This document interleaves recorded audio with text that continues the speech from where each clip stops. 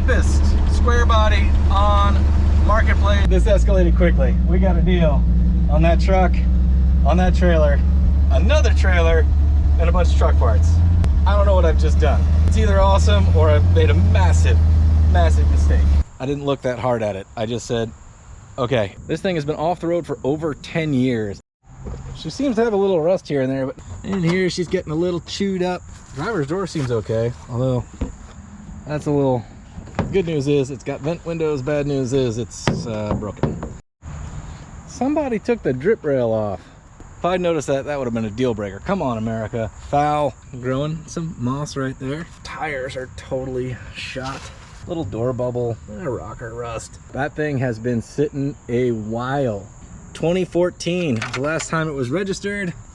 Somebody might have wandered off the road just a little bit.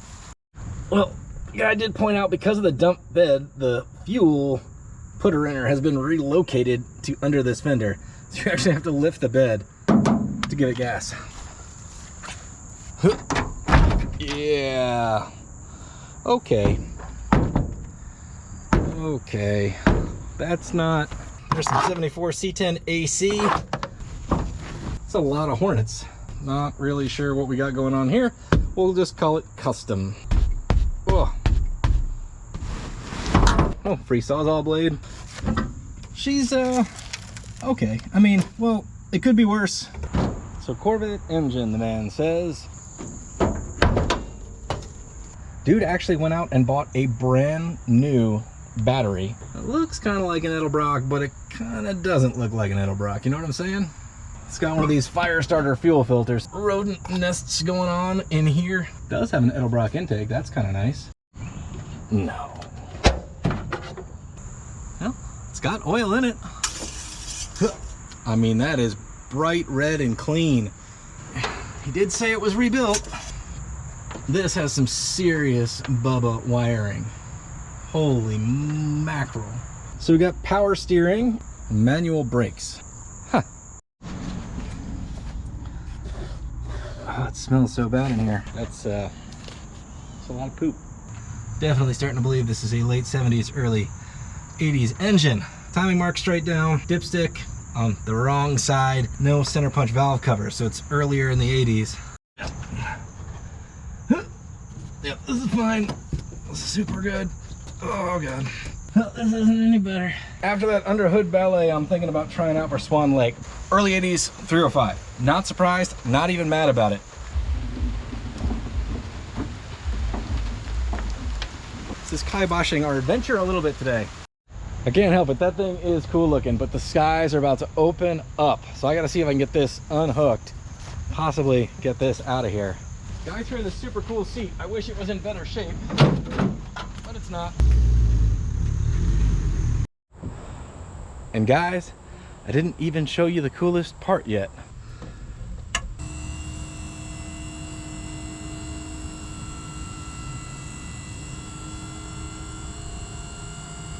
So am I a genius for buying this truck or a complete idiot? I mean, how about now? 1,500 bucks, 74 C10, which is a model I already like, hydraulic dump bed, rebuilt transmission, Corvette engine, new Edelbrock carburetor.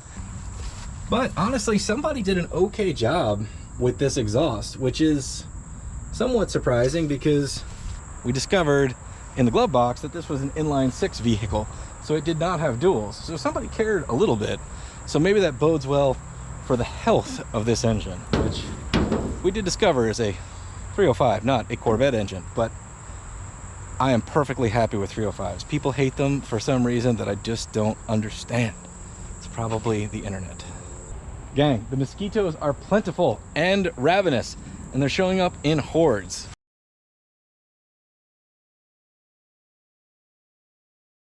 It's been sitting, so I can smell the fuel. It's bad, like it's really bad.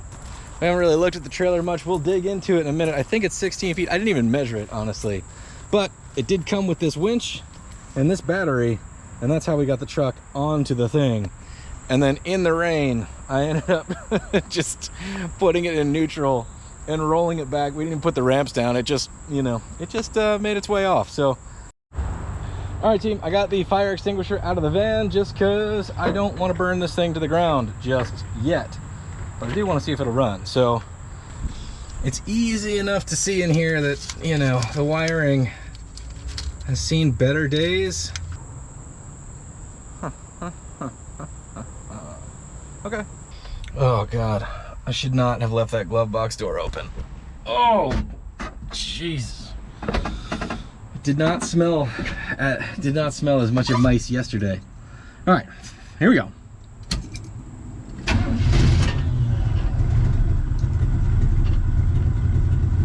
It's doing it. It's doing the thing. Whoa. Ruh-roh. What is that? I don't even know. It's my mosquito fogger though. Take that, mosquitoes.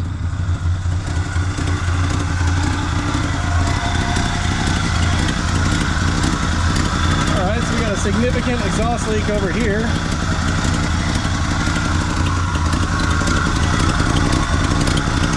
Oh God, it smells of really bad fuel.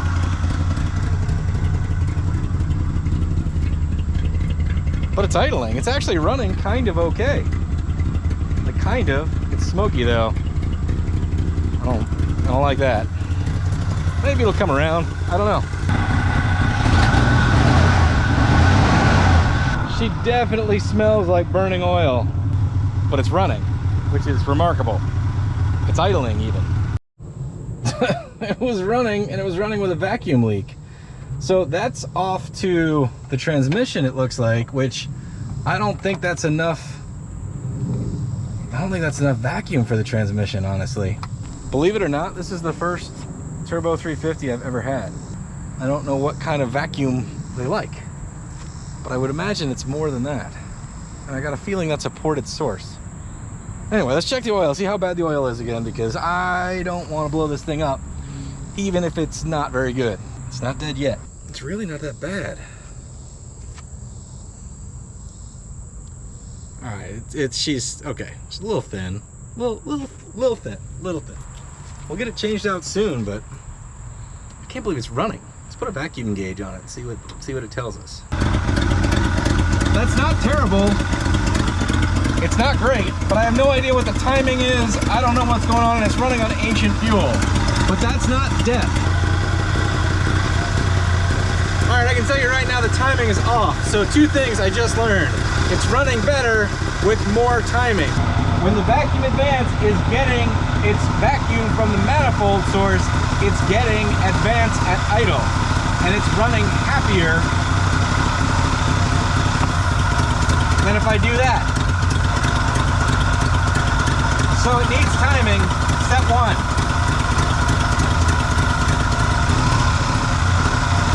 There you go. Don't even need a timing light to tell you that. That's good, because these are a pain in the butt to time because of where the timing mark is, straight down on the top.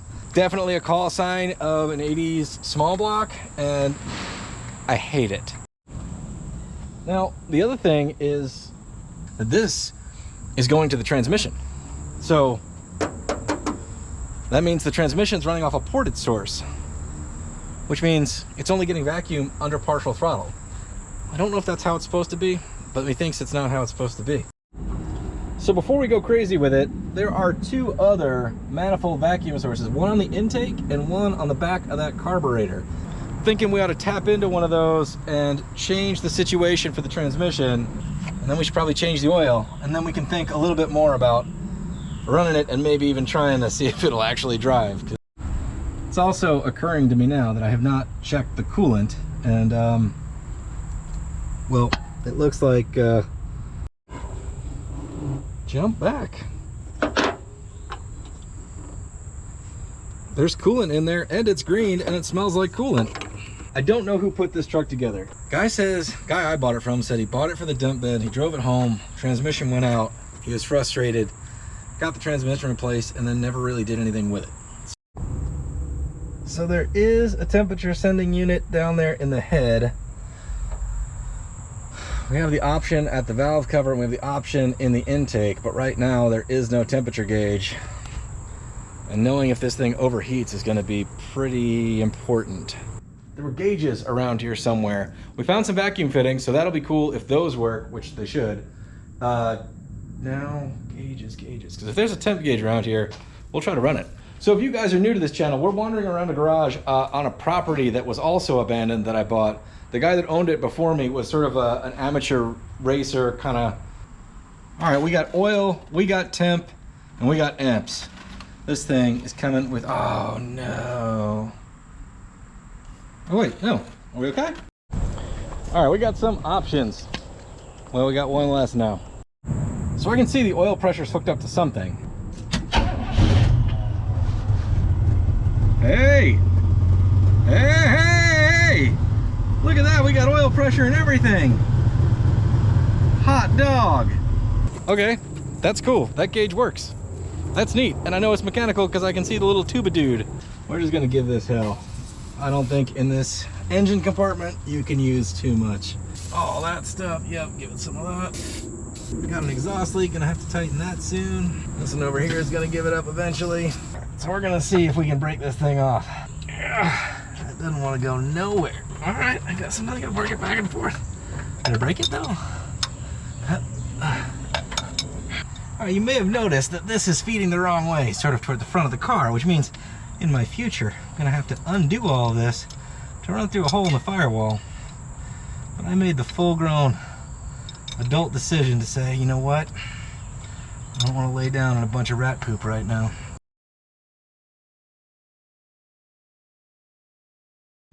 Well, the thunder is rolling in and the sun is going down fast, so I am out of time. I really wanted to run this thing to see if it gets hot, but it'd be better to do this after changing the oil. We're actually having some luck here, so I shouldn't get hasty at this point. A little rained out last night. We're about 6% more prepared than we were yesterday. Brought some RTV, got a fuel filter that's clear that won't kill you. It's the MicroGuard 33003. After I did my 54 Chevy and just saw what time will do to brake parts, they're not like Marissa Tomei, man. They do not age well. So I've ordered many hundreds of dollars in parts at this point, so I'm kind of inclined to check the compression. The other part of me saying it ran, ignorance is bliss, pulled the #1 plug wire, and gang, it goes way over there. Wait, what? Now, I'm not saying it won't work, but that's a Bubba alert if I've ever seen one. What that says to me is they basically got the distributor in 180 degrees out, and instead of figuring that out, they just moved the plug wires so that #1's over there. I guess that's one way to do it, gang. Traditionally, this would be #1 with the rotor pointing at #1 under the cap. Do I want to dig any deeper? Or do I just say that it ran? #1 plug's looking a little tiny bit oil fouled, but not crazy. See what she does. I got the throttle jammed wide open. You gotta let the air in to make the thing do the no whammies, no whammies.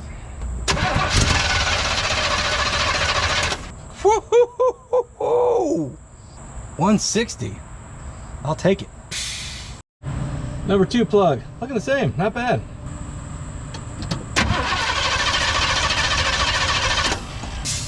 Oh, I just hit it, but it was 155. All right, #3. Looking good. All of it's looking good. Just gotta keep it up. Just under 150. 150. Cylinder #8 is at 155. Spark plug's looking pretty good. I'm working from the back to front on this side because I'm getting tired. I'm tired, and I remember I work from the hardest one to reach to the easiest one to reach, so that my most tiredest is my most easiest, so that I'm less inclined to get frustrated to break something. Time for #5. Come on, baby. All right, we're over 150 again. You feeling it? I'm feeling it. This is where it gets nerve-wracking. I got 2 left. How we doing? Over 150. All we need is cylinder #2. Come on, baby. Moment of truth. Everything, I don't even want to say it. There's the spark plug. Take a look-see. I can't, no whammies. I can't. Here we go.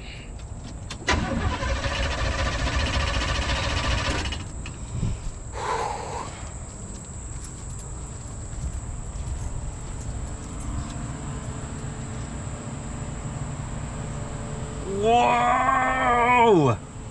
170. Gang, this may be the healthiest motor I own. All right, I am shocked at those compression numbers. I just expected less. You know, it's a bubba up truck. Figured it was a junkyard motor. But man alive, people love to hate on the 305, right?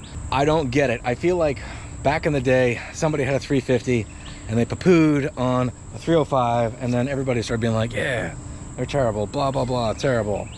No replacement for displacement. Well, now those guys are all LS guys pooping on the 350 that they used to be in love with.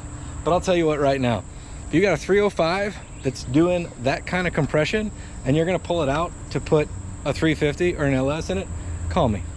I'll give you $5 American and I'll come get it. I'll run it all day long, into the ground, for many, many years to come. Found this in the garage, with an acorn in it. And I got my brake dancing cardboard. I'm gonna go ahead and give this oil an update. Look at that thing, coming in handy again. Really, flashlights with magnets are a game changer. Here we go. It's not terrible. That could have been way worse. Nothing really on there. I don't know if there's a magnet on it or not. Well, gang, I came out from under the car changing the oil, and I got basically a scene from Twister right here. So we got a jet now.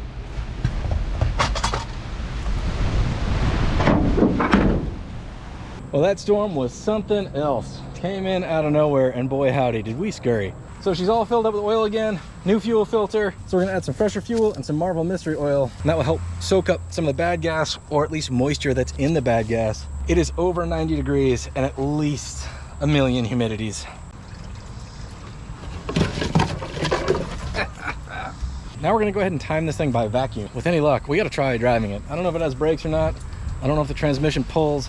Really hope it does, because I'd love to get it out of this bright sun, because I'm melting like an ice cream. So timing by vacuum is a relatively simple concept. Vacuum gauge goes into the manifold source on the carburetor. We've loosened the distributor so that we can rock it back and forth. And then we're gonna fire the engine up, tune it to max vacuum, and then back it off just a fuzz. See how she does.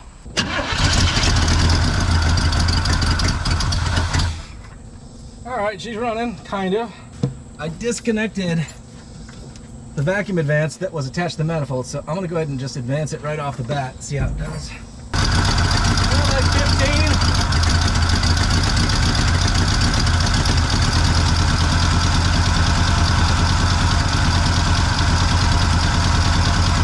And change.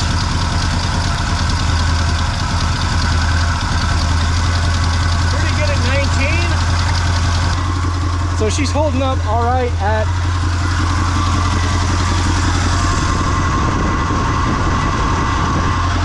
she's right around 19 inches at idle. We have not tuned the carburetor yet at all.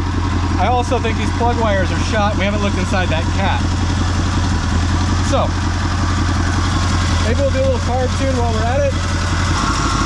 Going for max vacuum, backing it off a little bit more. If there's no more vacuum, then we bring it back in. All right. So I shut her down because the gauge isn't really registering. Now, we don't know the provenance of this gauge because we just found it in the garage. But it's 90 something degrees here and has been for hours. So most of this engine should be in the neighborhood of hot. I don't believe it, but she's been idling at 160 for a while. Looks like the thermostat's doing its thing. Cool slowing. This is the part I'm kind of nervous about. Brakes, I know we can fix. Engine, even if it was bad, I got a couple small blocks in the shop, and they're not terribly hard to replace a small block with a small block. Transmission, on the other hand, that has to go to the shop. So let's see how rebuilt is. Here we go. All right, let's see if she'll drop into reverse. Sure felt like it did. Sounds like it did.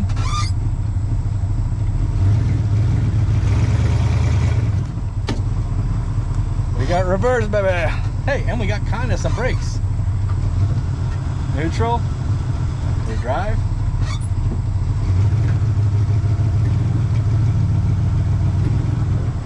Dudes, I can't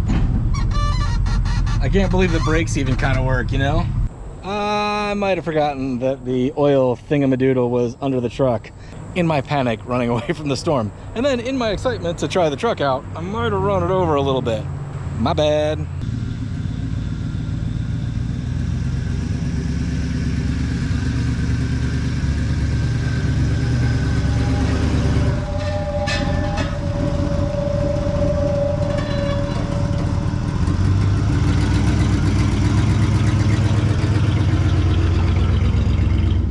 Remember to crack your nuts loose before you start checking. So there is some junk in here from grass being cut around it for a while, but I poked my head down in here with the flashlight and the brake pads are pretty new actually. And I can tell that this caliper is working enough because it's rubbed the rust off from just the back and forth we did. I mean, the other side's looking about the same. So my biggest concern over here is these old rubber hoses, which I have new ones. Trick is you gotta get to the line inside the frame and not break it. So sprayed some PP Blaster on those. We'll decide what we're gonna do. So I'm giving it the old once over here. I just pulled the front bearing out. It's actually in pretty good shape. It's a Timken. We'll go ahead and re-grease it and stick it back in. Just trying to get a general sense of the health of this stuff. Don't really know how hard it was driven before it was sitting. So that's quality bearing. It's in good shape. We'll jam it back in and just kind of keep making our way around. So we got a factory brake booster from the O'Reilly's. I think the worst part is gonna be, I don't know what the worst part is gonna be. Now I believe I should be able to just pop the master cylinder loose and pull it forward, and it should kind of dangle there, and that ought to be okay. I grabbed my brake dancing cardboard and put it down here on the floor because, well, the floor is gross and I don't have a vacuum and rat poo, and we gotta get all up under there. Guys, I've never seen original wiring in such decent shape before. Guys, that stuff hasn't been bubbled with. We do have problems from the engine swap, you know, over on the power side, but the fact that nobody's been in here under the dash, this is a truck that never had a radio and nobody's bothered to get in here and do one. Like, this is a pretty good start and extraordinarily unusual for me. We're not in here for that. We got to get this brake lever rod situation removed. That's gonna be hard to reach. So the pedal came loose unbelievably simply. So I guess our disaster is waiting for us somewhere out here. Need the master cylinder to be on the right side. This side over here. This guy to ride over there. I need these wires not to be right where they are there. What we got going on? That's something. That's something. Let's get a holder on her. Nut on there. I'll go ahead and just give it a try, see what happens, and then we'll assess problem solving when we discover there is indeed a problem. Just trying to explain it to you. If you're interested in this stuff, especially brake adapting for power brakes, check out the 54 Chevy series. There's a lot on brakes in there. Got the booster on, run a vacuum line to the back of the carburetor. All right, we're gonna do the first test on the brake booster. In theory, when I start the car, the pedal should move downward. Uh-oh, that's good news. I want to take it on a test drive, but we got a taillight delete situation going on here. Fortunately for us, the other bed that we got has taillights in it. We're gonna do a little test run and put this thing to work.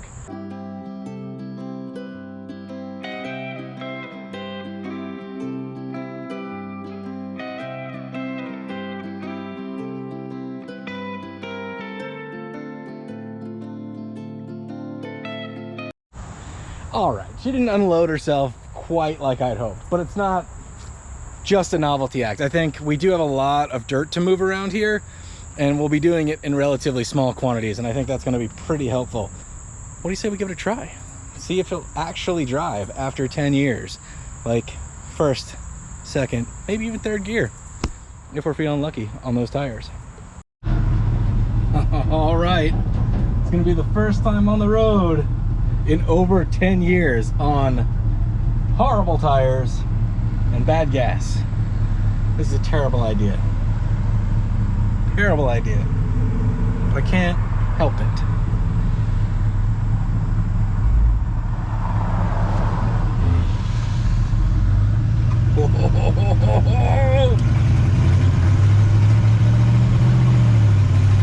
Second gear. Big miss. Third gear. We got gears, baby. We got gears. She's a little smoky. She's a little smoky. That's okay. Feel like the brakes are dragging a little bit, which they might be.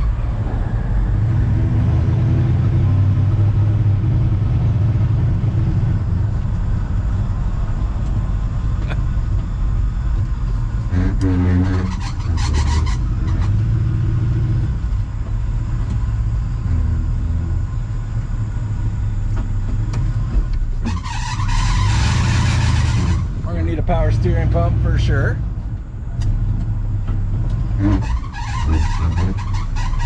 Oh my God, yeah.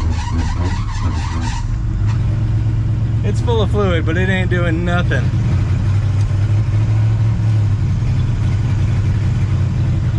I wouldn't say she's running great, but she's got those old plug wires, old gas.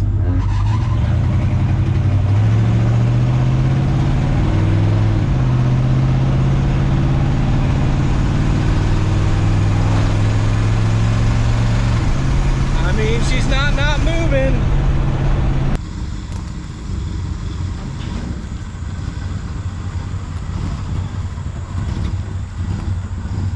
But here comes the hard part. We need to see if we can turn this truck into a reliable daily driver.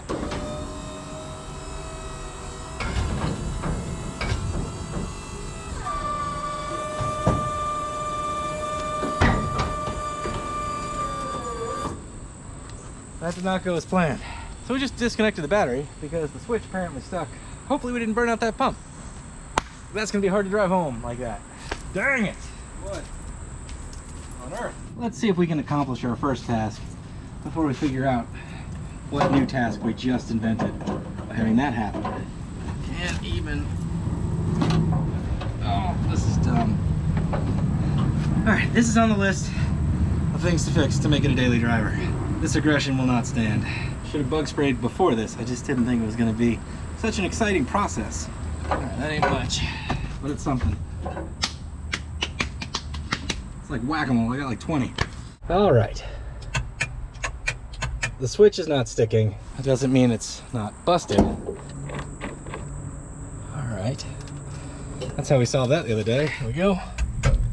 Well, now it's seeming to want to behave. I'll take the win, I think. Shouldn't call it a win yet. We're not there. All right, do we think she'll fire up? Well, this thing's full of mosquitoes. Great.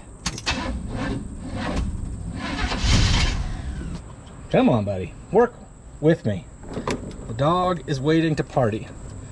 Yeah, that wasn't even close to thinking about being tight. That's probably gonna at least work a little more better. How bad? Round two. Maybe not.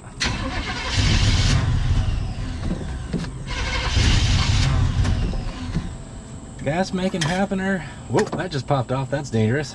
Dangerous as hell. There we go. It's running terrible. Perfect. Great.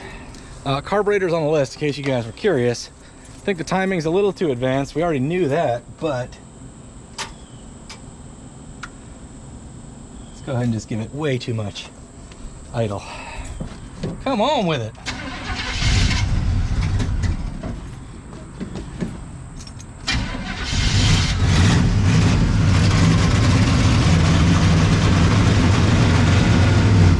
We're gonna do it? It's running terrible. Give it too much of everything, man. This should be exciting. She's running richer than Queen Elizabeth right now with my carburetor tune. I ain't got far to go. That doesn't mean it's not going to be exciting.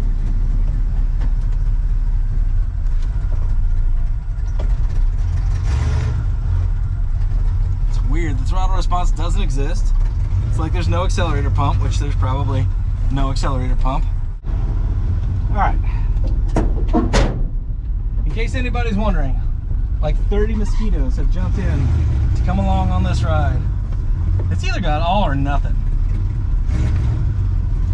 Nobody lives forever.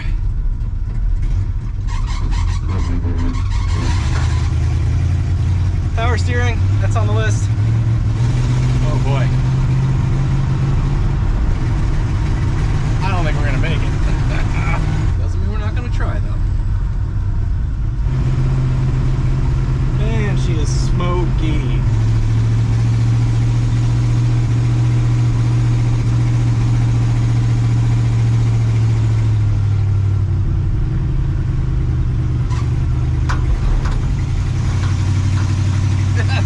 It's amazing how quickly the thrill of will it run wears off when you need it to actually get somewhere.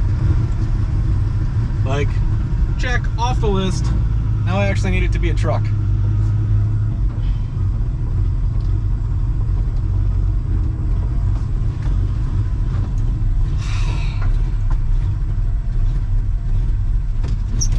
It's running so bad now.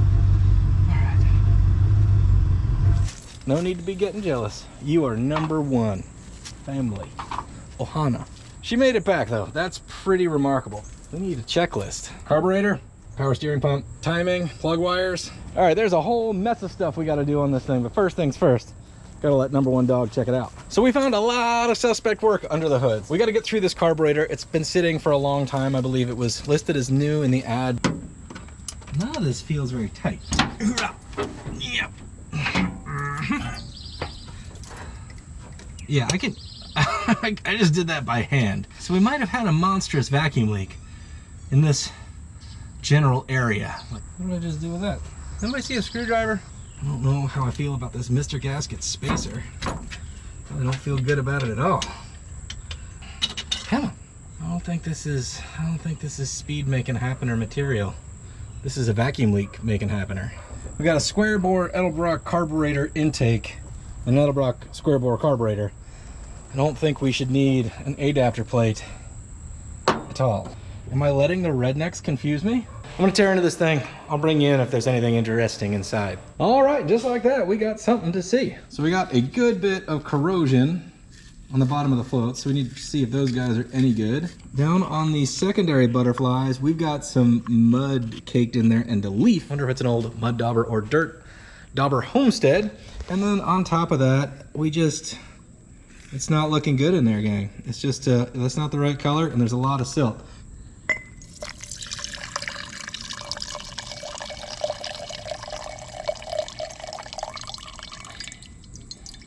Yeah, buddy, that's not the right color. There's plenty more where that came from. So we'll clean her out and she'll be as good as new though. All right, sports fans, this one was particularly disgusting. Typically it takes Dog and I about 2 episodes of Andy Griffith to rebuild one of these. Tonight we got all the way into Green Acres. I am postulating this is gonna run somewhere between 3 and 7% better now that we got all the crap out of it. Maybe. We're just about to where we were when we purchased this fine vehicle, with the notable exceptions. The carburetor's no longer full of sludge, and we actually bolted it down this time. Running brand new Edelbrock. Go on. You can do it. There you go. All right. There you go, pal. We still have bad gas in here. Plenty of it.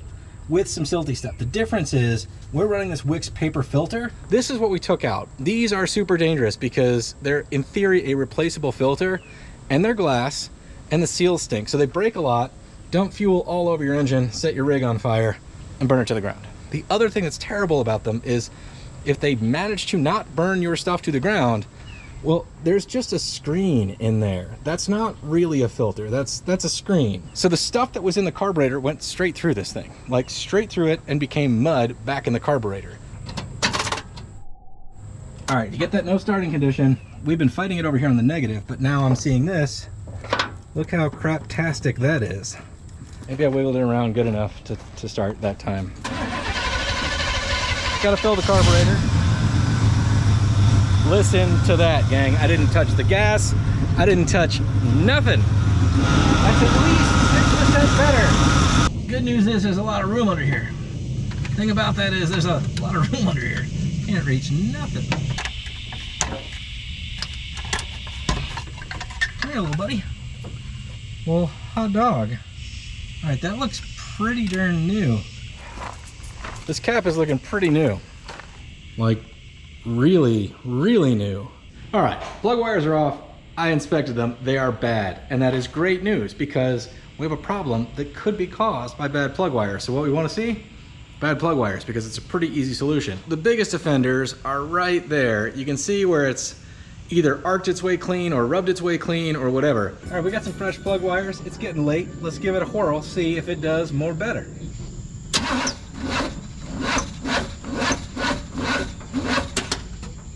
All right, I guess it's time for me to fix this.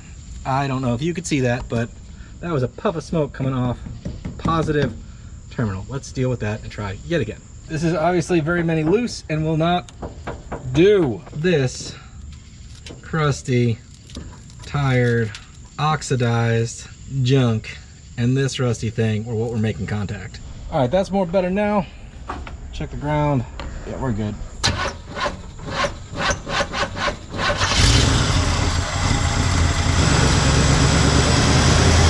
It's still got a miss.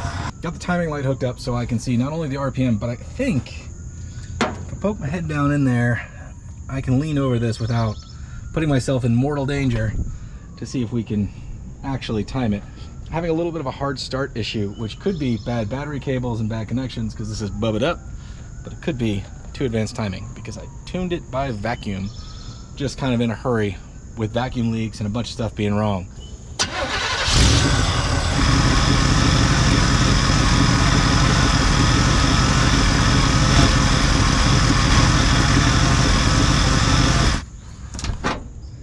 What I'm seeing at this point is probably 24 degrees, but we got to dial it way back. We'll let's do that now.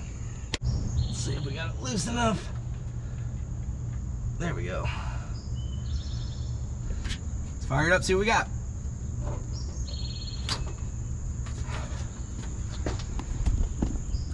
Number one pal's hanging out, ready for free rides.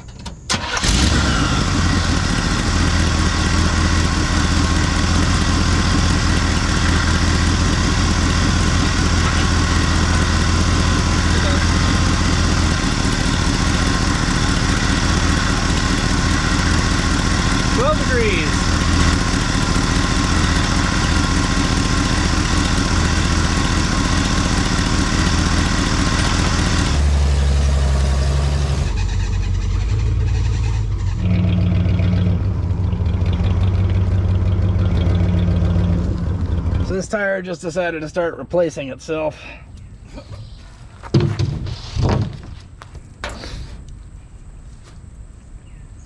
4 feet behind me is a garage with a lift. And somehow I'm dragging plywood around to jack this car up to do the rear brakes. And I suppose one of the things about this dump bed though is if I lift it up, I'll be able to access the rear brakes. So let's try this, but I'm gonna open the hood and get ready to disconnect the battery because I remember what happened last time. Fooled me once.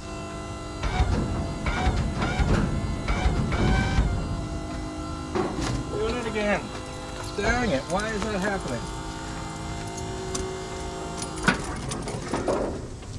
At least I was prepared.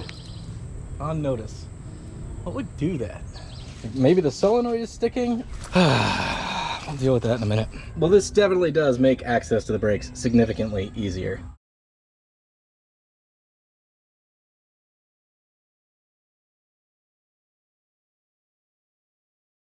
Alright, so you guys probably wouldn't believe me if I told you. So I'm gonna show you. That drum came right off, no fight. It's not rusty in here, so I can't tell. That's got a date on it, it looks like. 04. We need to check in here, because you can't have old wheel cylinders. You can't count on them, man. Alright, got the dust boot back, and there is liquid there. Not surprised. I just hate this process, because that means we'll be bleeding the brakes by our lonesomes. It's always a hassle. But can't have no brakes, you know what I'm saying?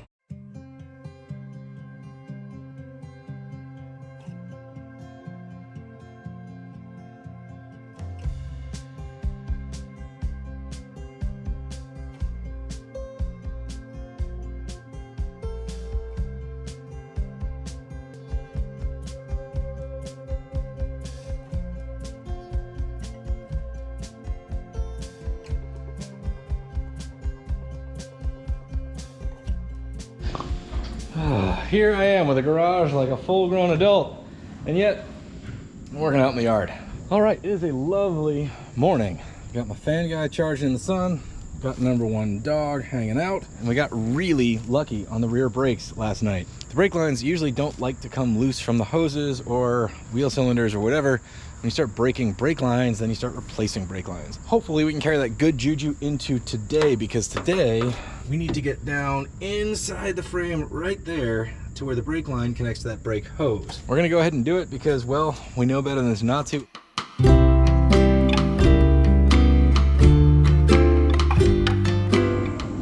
Dog's keeping me company.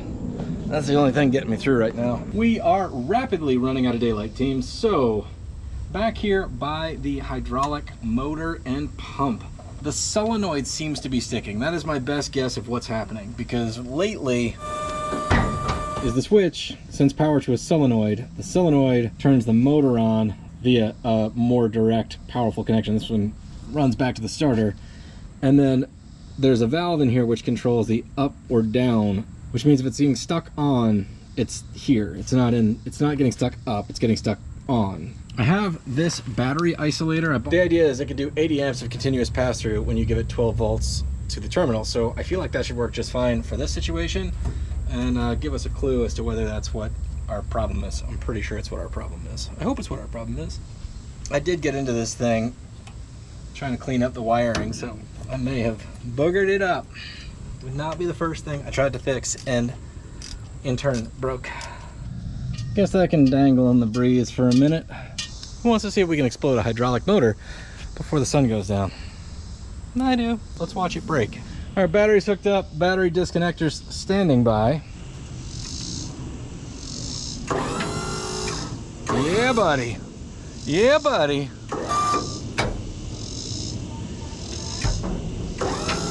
All right. Starting to think, man, I worked hard for that money. I got myself this neat ass old truck. I'm wondering if I should have just bought myself a tropical vacation instead. Ah, well, we were gonna flush this anyway, because that's transmission fluid, not power steering fluid. That's not how I wanted to do it. Everything within a 100-foot radius of this truck is just soaked in brake fluid. For this process, I got a jug. See if I can drop the power steering line into this jug. It's the goal here is a little swap-a-roo on the transmission fluid that was in there to trade it out for good old-fashioned power steering fluid, which hopefully will do more pumpitude and also lubricate better, so this pump actually works and we don't kill the steering box. In case you're not aware, you can't just add Filippo Berrio olive oil if you run out of some kind of fluid. But yeah, that's pretty gross. Pretty gross, but what's dripping out of there now is clear. This cranberry smoothie is not what you want.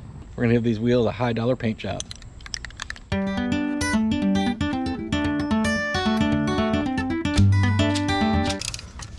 I think it's turning. All right, but that's significantly less wigglier. As much as I don't want to, I think I gotta pull this door off, at least for a minute. The slop is right there, possibly fortunately around the hinge pin. I'll just have all the weight just drop right onto my shoulder. All right. All right. What do we got going on here? What's our situation? It's kind of okay. That's our slop right there, fellas. Grabbed a door hinge repair kit. Don't know if it fits or not. Some pals the O'Reillys. I'm there way too often. This kit comes with two different kinds of brass bushings. So one is slightly thicker and oversized, so if it was really bad, we could drill it out, but I don't think we'll need to. I think I can get this one to go in there, and that will kind of center itself, and that should allow us to adjust the door hinges and not go clunk every time we open it. Done. there's not much slop. We're good to go, I think. What I just said, people go to the gym and they wiggle ropes and they flip tires over. How about the one-arm door lift, you know what I'm saying? Well, she's back up there. She's moving better. Question is, will she close right? All right, zero adjustment. Let's just, you know, see. Almost.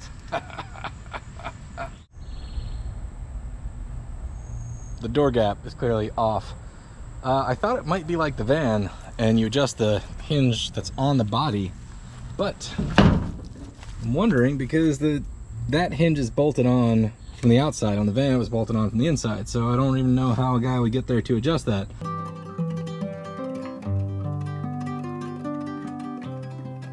Well, I keep adjusting stuff, I keep getting the same results. This bushing is already broken, so we're just striking out here. Call me Hodor, man. I've been at this like forever.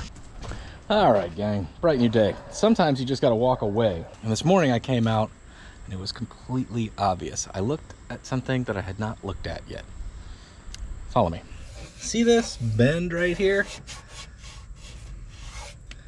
It looks nearly factory. It's pretty even all the way down, right? We bring our happy observant selves over to the other side. Look at that. It's totally flat. See the way that hinge sits? Look right there. It starts up here. It's over a ½ inch deep, I think, about right there. So what I'm saying is this door is foo bar. That is why it doesn't fit. It got jammed this way. It bent the entire door backwards and down. It just bent it so well where the hinges are that I thought it was factory. So we're gonna go grab the other door that came with it. I did not want to replace all the glass, but at this point, it's clearly the simpler solution because I don't think I could ever beat this thing back into shape well enough for it to do what I wanted to do, which is simply close and latch. So here's what we're talking about. This grease is it's so consistent, it looks factory, but it shouldn't be there. So that's deep. That's a lot.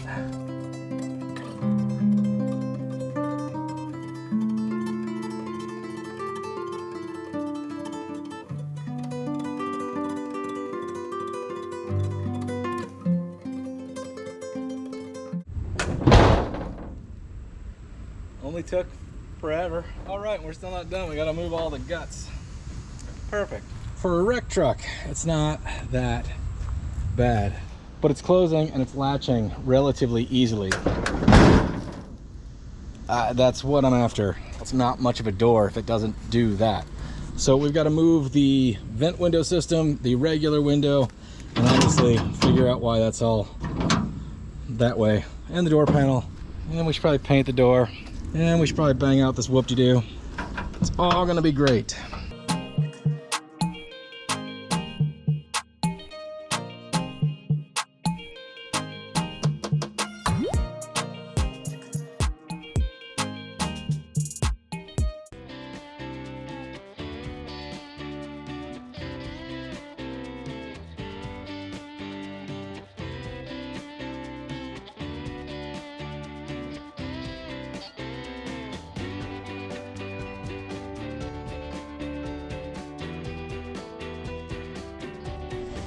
So we're kind of like right back where we started, but 8 hours of work later. We seem to have a little bend in the ladder rack right here.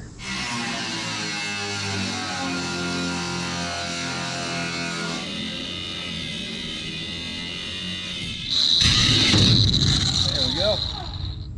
I was under a little tension. Guys, I'm breaking out the old simder again.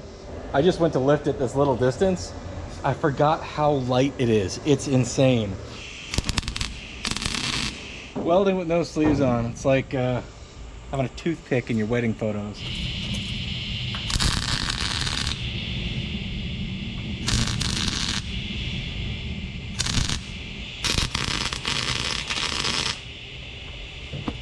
And this is on 110. Like it doesn't care. It's doing great.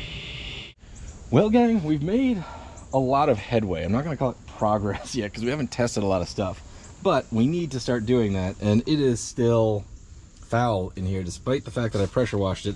Apparently I just blasted rat poo everywhere that it didn't used to be with the pressure washer. It's just not good enough for dog. Come on, buddy. Come on. It's brittle, but it is on there.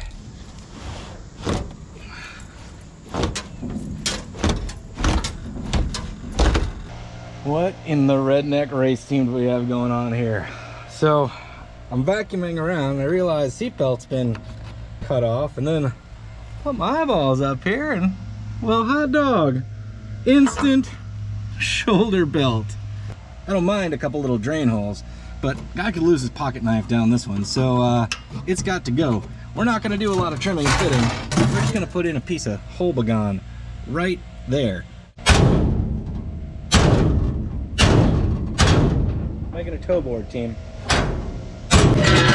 How'd we do? Nailed it. I know, I'm just continuing the Bubba tradition on this truck, but guys, really, don't overthink it. That's fine.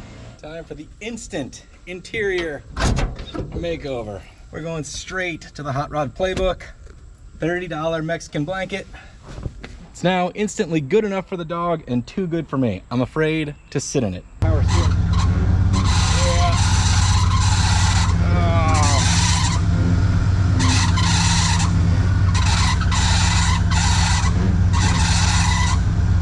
We might be in for a power steering pump. Dang it. That thing is hollering. Fortunately, it's not that hard to get to. Unfortunately, we got to get to it. Damn it. Maybe I'm wrong. Maybe I just have a loose belt. Because that would definitely also cause the same problems, and that seems looser than I would want it to be. But again, we got some Bubba-fication going on, because what we have here is an alternator bracket to a power steering pump bracket. Bubba strikes again. Can't beat him, join him. Maybe I can make this contraption work. It's tight now. Safe to say I don't want to go spending my day reinventing bracketries. Whoa! Whoa! We are stunned. They're gonna try one more time to wang the dent right back out of this thing.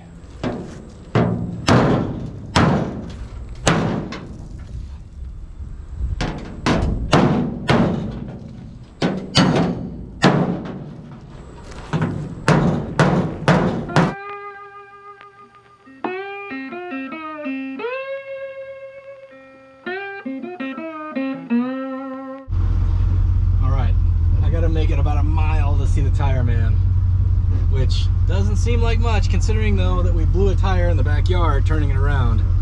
Makes me a little nervous. It's gonna be great. First drive on legit tires.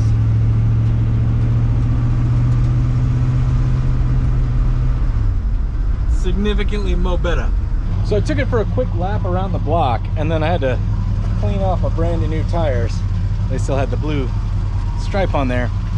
And I've let it sit and idle for 15 minutes maybe. And we're holding strong around 180. She got a little warmer, then dipped back down. We'll see what the situation is. We'll just watch it. Maybe the thermostat's a little sticky. I mean, obviously we didn't change it yet, so. But what I'm saying is, I'm thoroughly impressed. Obviously we should get dog's approval, because dog's number one. Just shut her down. She's still cooking. Let's see how she does starting hot.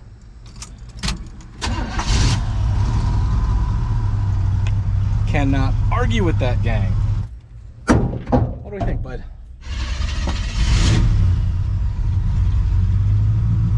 Yeah? Big bench seat for dog? Yeah, the greatest dog in all the land. Oh, pal. Take that as it's pretty good. I just got to get some miles on it. All right, gang. Believe it or not, I'm entering hour 4, 5, trying to get this thing actually registered with the state. It's insured. They said I needed a VIN verification form, which is pretty standard. And in Georgia, you have to have a police officer fill that out. So I went to the police station. Even though I was at the police station, I had to wait 45 minutes for an officer to come outside. They filled out the form, went back to the DMV, and the DMV said it was wrong.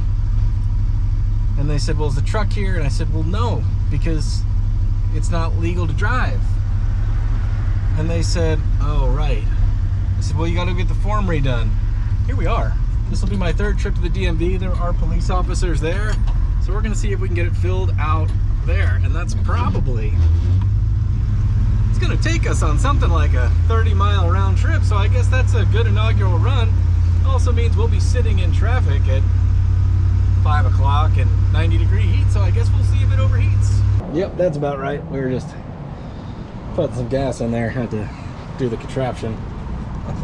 It's dumb, but it works. All right. I mean, it starts up hot just fine, which is great. Lower the bed. Don't forget to drive off with the thingy in the air, you know.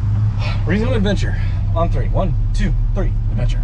So far, so good. The fuel gauge actually seems to be working. I don't know how much fuel is in there, but it moved when I added fuel. It could actually be full at this point. I put at least 10 gallons in, more. I don't know how much I put in there. Temperature-wise, we're wobbling between 190 and 170. When I'm cruising down the road, it actually does drop off. Feels like there's a 180 thermostat in there. It's holding at 190. It's 90 degrees out. We got, I mean, it's legit traffic. So, hot day, hot afternoon. It's creeping. We'll see. All I have with me is my Topdon jump pack, which will also charge my phone if I'm waiting for a tow, because I brought that, and whatever's in that bag of tools. I was so irritated, I just took off. Still creeping, 195. Well, we made it, but it stalled on the turn into the parking lot, so.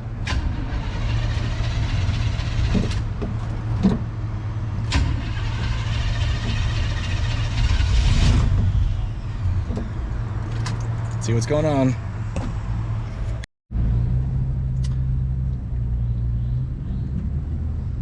Yeah. So we are boiling our fuel. That's all right. I know how to solve that. We just got to get the right fuel filter, and then we'll worry about that from there. Now let's see if we can get it tagged and registered and get it home. Good news is we're legal. Bad news is we're experiencing the classic symptoms of vapor lock, which is really, it's a pretty easy fix. Problem is, I don't have that fix with me.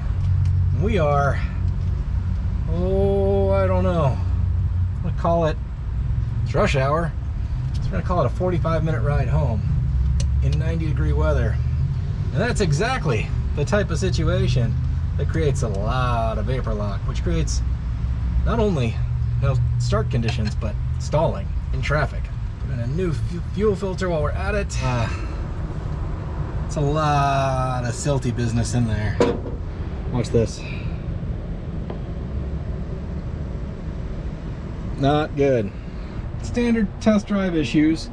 We needed to improvise a coolant reservoir because we puked a little coolant when we stopped. And then we've got a new fuel filter in. We apparently melted the negative to the header cast iron exhaust manifold. And this was zip tied to the alternator bracket, which is attached to the head. So that could be part of the reason it was getting real hot. So let's hope we get lucky and can make it home. But yeah, that's the fuel that came out of the filter. All right, now that we're legal, breaking down will be less bad. Let's see if she'll start though.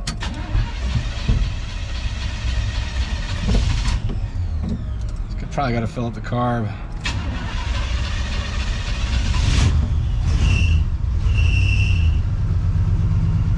All right, let's give it hell. There goes nothing. I mean, so far so good, but it is a little white knuckly. We're off on the back roads, accidentally kind of ended up off the main road, but that's great because last thing you want to do is stall in heavy traffic because nobody will help you out. And on top of that, the worst thing is trying to make a right or a left across traffic and suddenly finding yourself no longer running.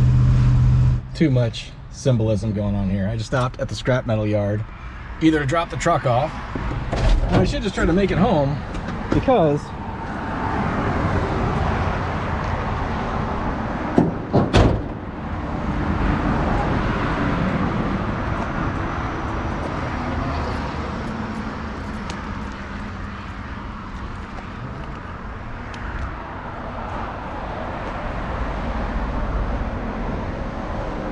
look in here and the fuel line was like resting right on the header, which is also not good. Man, is it hot in there. All right, well, we're just gonna e-tape it up because we gotta get home. Yes.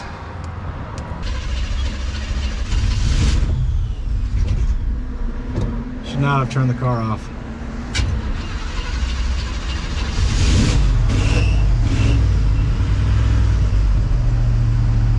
Yeah, she's vapor locking. Bad, man. So rich coming out of there. That means that fuel is just boiling over. All right, we'll go through our tricks. We can prevent that on a classic car. We know how.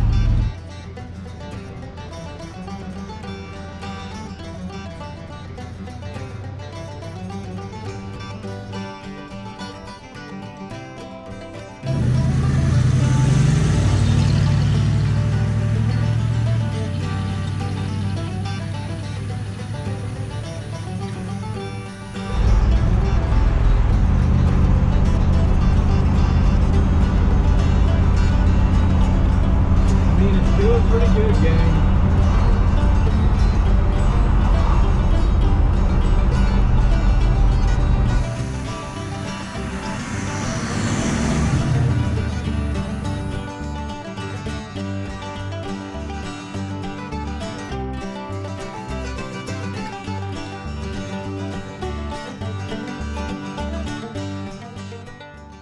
So let's break it down. The goal was to be in under $3,000 and in under a week.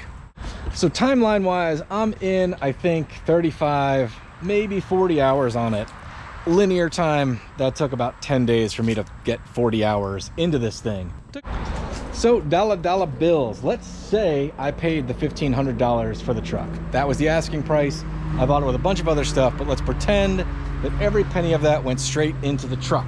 No car guy math on this one.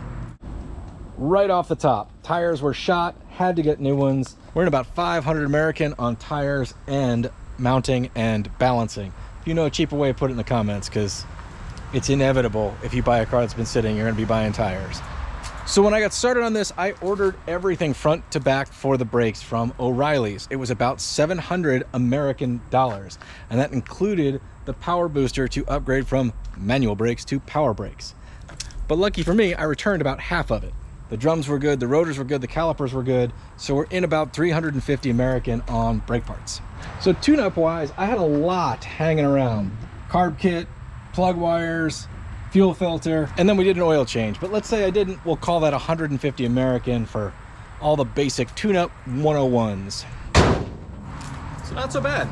As it sits right now, let's call it 40 hours in and 2,500 American dollars.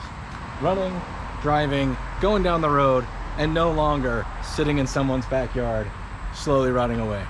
We are tagged, insured, and legal, and we are for sure gonna put this thing into service. So if you're into this type of stuff and you wanna see where we go from here, please consider subscribing. It is the single easiest thing you can do that will actually support the channel. It genuinely helps, or I wouldn't ask for it. It's totally free to you. The button down there somewhere. Thanks for watching, guys. Good luck on your projects out there, and we will see you next time on Between the Sharks.